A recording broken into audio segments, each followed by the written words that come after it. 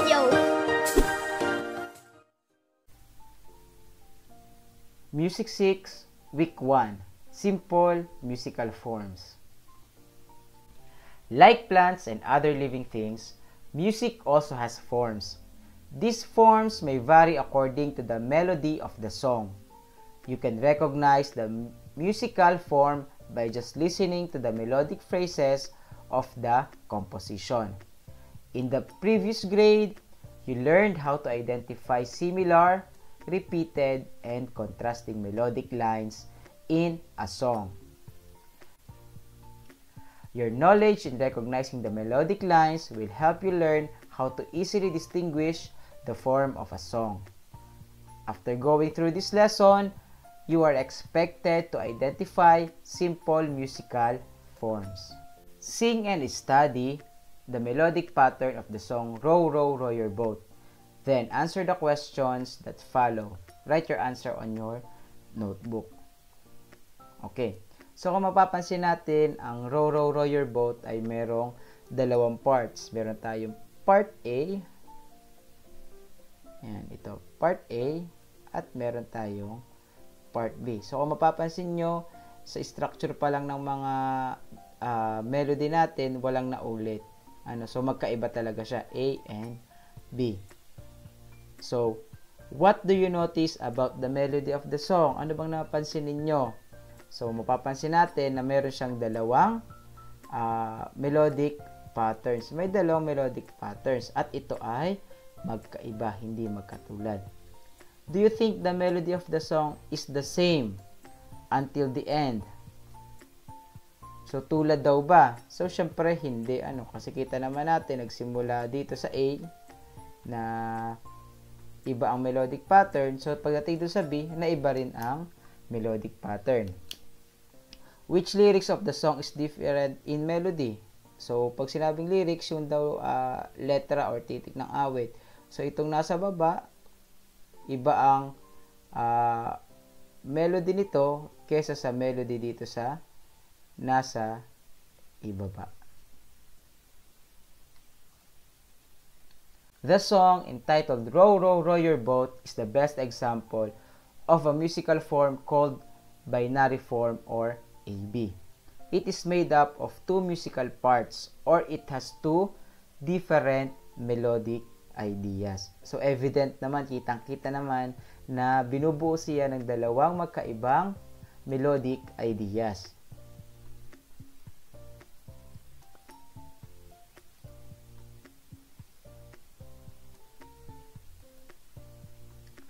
Study the melodic pattern of the song entitled Magtanim Ay Di Biro. Identify part A and part B by copying the lyrics in your notebook. So, pagdating sa binary form, I think Magtanim Ay Di Biro ay hindi nasa binary form. So, para makasagot lang kayo, siguro ito yung first part, ito yung A ninyo. Kasi, ang batay sa pakikinig ko, may tatlong parts ito eh. A, gawin nyo ito yung B hanggang matapos AB. Kasi kailangan ay may masagot kayo. Hingan kayo ng sagot ng teacher nyo. Kasi sa tingin ko itong part dito, ito ay another melodic idea. Kaya I think this is C. So, hindi siya binary form. So, pag hiningan na lang kayo ng sagot, so ito yung A, B, tapusin nyo na lang hanggang dito sa kahulihan. Study the melodic pattern of our national anthem, Lupang Hinirang. Answer the following questions. Write your answers in your notebook. Okay, so lahat naman tayo familiar sa national anthem natin, sa Lupang Hinirang. So, bilangin natin kung ilang parts meron siya. So, itong part na ito, itong Bayang Magili, Perlas na Silanganan, hanggang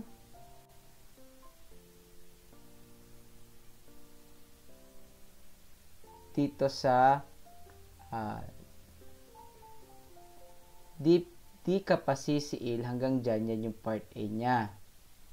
Sa Dagat at Bundok, dito na magsisimula ang kanyang part B.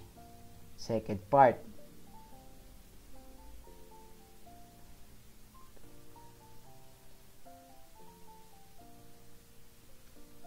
Okay, tapos pupunta tayo sa next page. And then, dito matatapos yung ating part B. Dito matatapos. Ito naman yung kanyang part C. So, meron na tayong hanggang ending na yan. So, meron na tayong parts A, B, and C. So, ano naman kayang form yan? Kung yung AB ay binary, ano kaya ang ABC? Yan. What did you notice in each part of the song? Ando napansin nyo sa bawat part ng song, ilang parts ba meron siya? How many parts does a song have? What part of the song is similar in melody? So, halos wala namang similar in melody doon. So, meron tayong, sabi ko nga kanina, meron tayong A, B, C.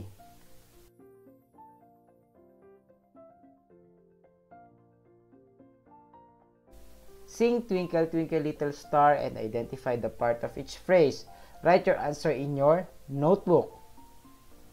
Ayan. So, Twinkle Twinkle Little Star, meron tayong, ito ay first melodic idea, second melodic idea, tapos inulit. So, kung ang lupang kinirang ABC kanina, ngayon naman itong Twinkle Twinkle Little Star, A, B, A, kasi inulit lang ito. Yan, oh. Kung mapapansin nyo, kung ito ay yung first melodic phrase, second, third, itong number 3 at number 1 ay magkatulad na magkatulad. Ayan. I mean, magkatulad dahil kung saan nakalagay yung pwesto ng mga nota dito, nandun din. Yan. Kung saan nakalagay ang mga nota dito, kung saan ang pwesto nila, dun din nakapwesto si stop sa ikatlong bahagi. So, kaya siya ay ABA.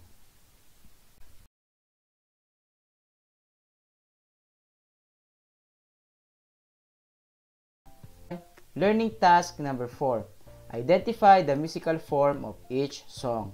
Write A if the section of the song is the main idea, B if it is the contrasting idea, or C if it is the repeated main idea.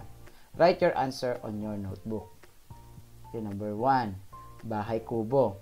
So, kung mapapansin natin, dahil walang ang parts niya, so ibig sabihin, ito ay A, ito yung main idea.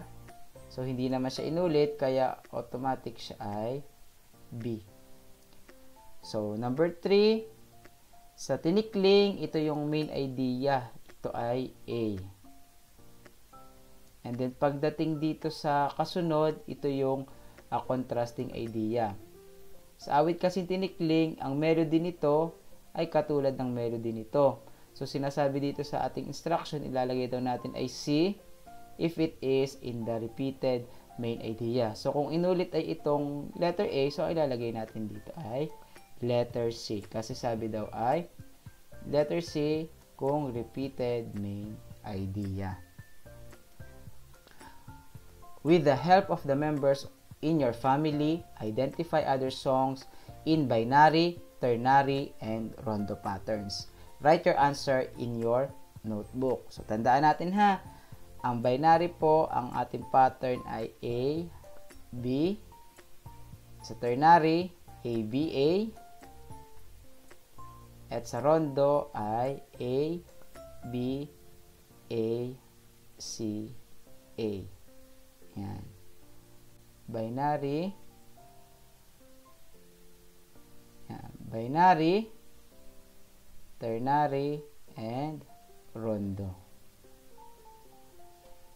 Learning task number 6. Analyze the following items below and identify them according to the different forms, binary, ternary, or rondo. Check the appropriate column. Do this in your notebook. So, ang gagawin nyo lang dito, mag-search na kayo sa YouTube nitong mga awit na to para mapakinggan nyo at ma-identify nyo ang kanilang musical form. Learning task number 7. Identify the structures of the following musical form. Choose your answer on the right side and write them in your notebook. Okay, parang may mali tayo dito. Parang ito ay A, B, A, C, A. Yan, lagyan na lang correction. A, B, A, C, A. So, alin ba dyan ang rondo? Alin dyan ang ternary? Alin dyan ang binary? Identify the form of the following songs. Do this in your notebook. So, magse-search naman kayo ulit ng mga awit na nandito. Ilalagay nyo daw kung ano yung kanyang form. Right? If it is rondo, ternary, or binary. And then, dito magsusulat kayo ng insights. Dadagdagan lang ninyo yung prompts below. Kung may mga tanong pa kayo, pwede kayo mag-message sa aking Facebook Messenger, Ryan Chester Manzanares, sa aking Instagram account, chester.manzanares.